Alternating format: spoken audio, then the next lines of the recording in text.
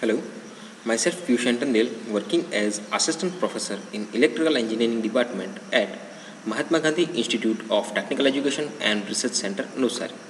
And the name of subject is Signal and System, which comes in the third year, 5th sem. Right now, we are talking about chapter number 1, and this is the fourth module of Introduction to Signal and System. So, starting with the flow of content, what we are going to study in this video lecture, the basic continuous time signal. Different type of basic continuous time signal that are unit impulse, unit step, unit ramp function, signum function, complex exponential, Sinic function, gate function, triangular function, and the last one, that is the sinusoidal function. So starting with basic continuous time signal. So first question is right. Why we require to understand the basic continuous time signal, or what is the proper application of the basic continuous time signal? Why we need this application in our signal and system? Okay, to test the response of system to arbitrary input, we use several test signal. Okay, so to test the several response, we are going to check the response of our system. So suppose if our system is working very finely and we can get some amount of output from our system, so we need to check our system is working properly or not. At that time we can give some different basic signals like unit step, then after unit impulse, triangular shape, and etc. Right? So according to that we can observe our system response accurately. Right? So that's why we required some basic continuous time signal. These signals have the characteristics of changing their amplitudes so that we can check the system response for a wide range of signal frequency. Okay, so we can check the range of the frequencies with the change of amplitude and frequencies. And we shall define three basic signals that are like unit impulse, unit step, and the unit ramp signals. So these are the basic signals. Then we can study in details about more different signals, starting with unit impulse signal. So it is defined as del t is equal to 0 when t is not is equal to 0, and it means that whenever the value of t is not is equal to 0, at that time the value of del t is going to be 0.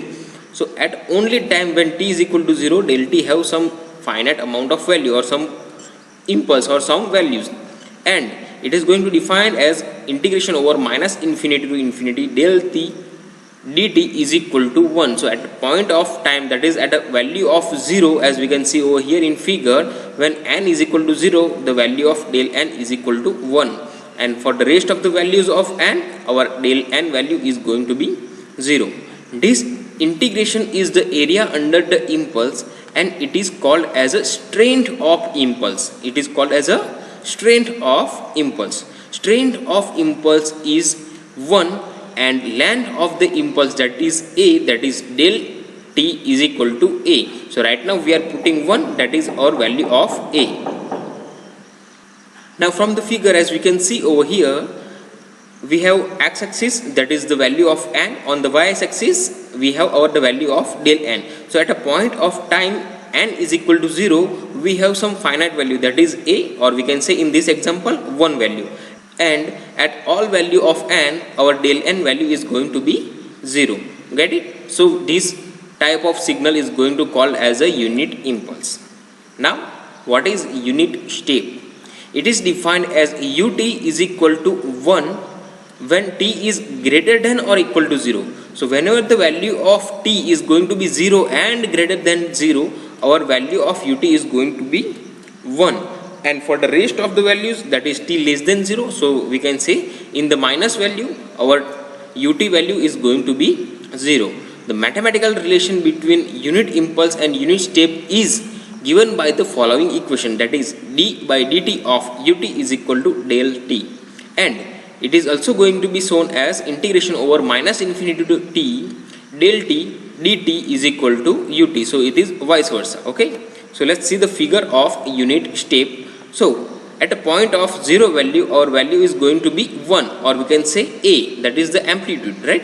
So amplitude is right now 1 in this example, and for the rest of the value that is non-zero and negative, at that time our amplitude is going to be 0, and for the rest of the positive values that is more than 1 or more than 0, at that time our value is going to be 1. This is how our unit step is looking like. Okay, so next one, that is unit ramp function. It is defined as RT is equal to TUT is equal to, what is TUT? Value of TUT, that is T if the T is greater than or equal to 0, and 0 when T is going to be less than 0. So in this equation, from this equation we can define as the value of RT, that is the value of our amplitude, is going to be T, that is the time, right? Over here T is our time, so value of RT is going to be is equal to the T if the value of T is 0 or greater than 0, and it is going to be 0 when the value is going to be in the negative direction, right? So this signal is related with the unit step signal by the following equation. So we can relate this unit ramp signal with the unit step signal, something like RT is equal to integration over T, that is the integration over the time period, UT dt. So we can integrate our UT, that is our unit step signal, and vice versa, that is UT is equal to dRT by dt. This is from the unit step and this is from the unit ramp. So let's see the figure of unit ramp. It is going to look like this. So RT, and over here this is time T. So on x-axis we have time, and on y-axis our RT, that is our amplitude. So whenever the value of RT is going to be more than 0, at that time our value is going to be increased with the time or with the value of T, and for the rest of the value it is going to be 0. So for the rest of the value it is going to be 0 in the negative direction. This is the unit ramp function. Now next is signum function. It is quite interesting, and we can relate this signum function with, we can say, unit step function. Let's see how we can relate it. It is defined as signum, that is Sg and T is equal to 1. So when the value of signum is going to be 1, when the value of T is going to more than 0 or it is going to greater than the 0. So in positive direction our value of signum, that is the amplitude, that is going to be 1, and it is going to be negative 1, or we can say minus 1 when the value of T is going to less than 0. So in the minus sign or in the negative side, our value of signum function is going to be minus 1, and at a time T is equal to 0, the amplitude is going to be 0. So we can derive it mathematically something like this, and we can see as in the figure, when the signum function or when the value of T is equal to 0, at that time our amplitude is also 0. Again, when we are going to increase the value of T from the 0 to positive direction, at that time our value of signum function, that is equal to 1. So over here y is equal to 1 for the value greater than 0, and for the y is equal to minus 1 for the value that is going to be less than 0. So this is the graph of signum function. Now next is complex exponential. So exponential is very important term in our communication system right now. So let's study this. It is defined as x of t, that is the amplitude of our signal, is equal to e raised to j omega 0 t. Now how can we define the signal function?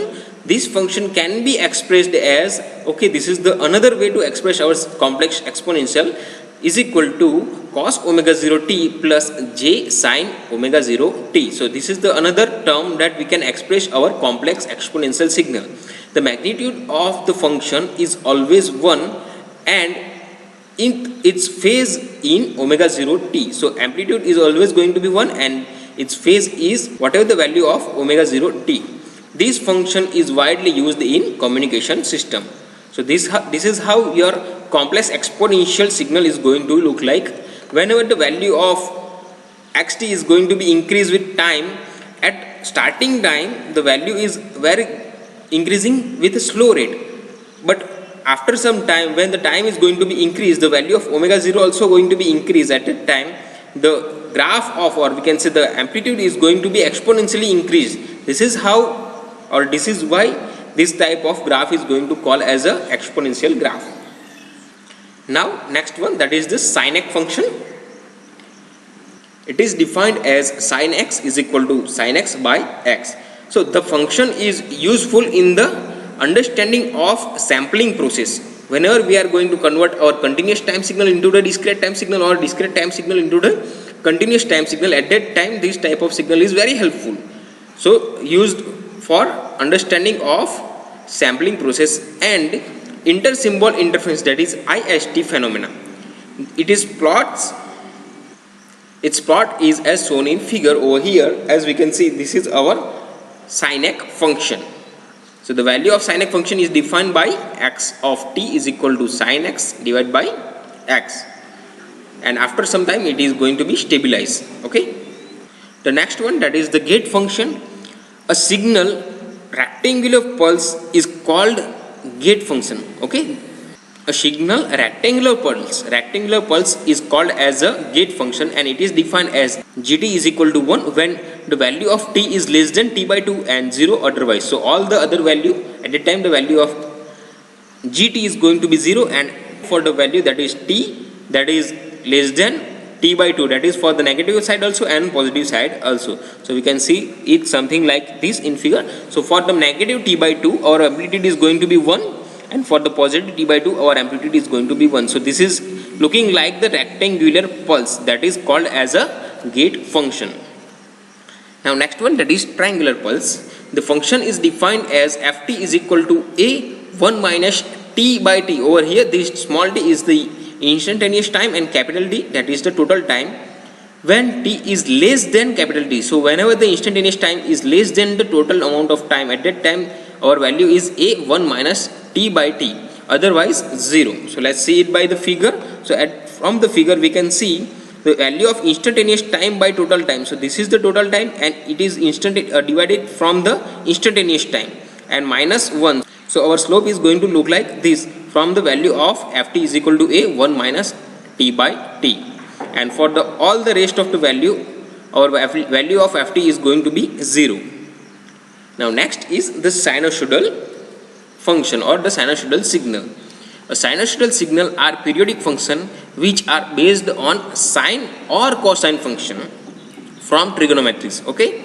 The general form of sinusoidal signal is x of t is equal to a cos omega 0 t plus phi, or we can say x of t is equal to a cos twice pi f0. So value of omega 0 is equal to twice pi f0 t plus phi. This is how our sinusoidal function is going to look like. Okay. So whenever the value of omega 0 t is going to be changed, at that time our value of xt is also going to be changed. So first of all, this is the cos x, or you can say cos theta, and over here our sin theta, or we can also represent this by simple way, something looking like this. So whenever our value of omega 0 is going to changing with time, at that time our sin x, that is the sine value, and cos x is going to be changed with time. So these are the some important questions for your final examination. Please note this down, and thank you. If you have any kind of query regarding this session, you can ask me in comment section. Thank you.